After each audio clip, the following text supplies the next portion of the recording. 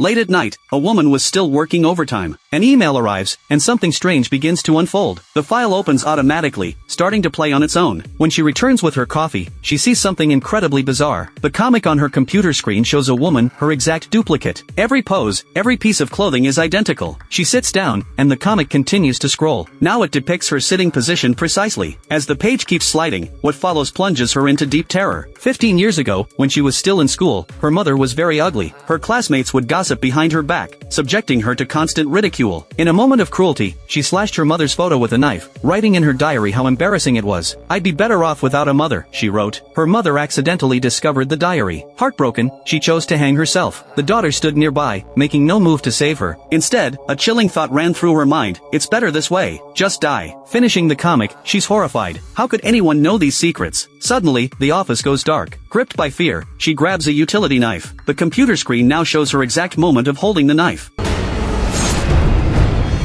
The next day, police arrive to find her dead. The scene is gruesome beyond description. Even more disturbing, her death mirrors the comic precisely. Detectives Lee and Kim are assigned to the case. Analyzing the comic, Lee theorizes the killer might be mimicking the artwork. But here's the catch: security footage shows no one entering the office. The only fingerprints belong to the victim. Could this be a locked room murder? The scene shifts. A woman drives, her mind seemingly elsewhere. She nearly hits a little girl, stopping just in time. The girl appears at the car window, asking for a ride. Without hesitation, the woman agrees. "How old are you?" the woman asks. 16, the girl replies. "You look younger, barely 10, the woman comments. "That's because I'm already dead," the girl says. The girl vanishes. It was just a nightmare. Awakening, the woman stares at a scar on her hand, wondering about its origin and why she can't remember. Given her recurring nightmares, she consults a psychologist. He explains it's common among creative artists, blurring the lines between their work and reality, getting lost in their own fictional worlds. In psychological terms, it's called Alice in Wonderland syndrome. The woman is a renowned horror comic artist,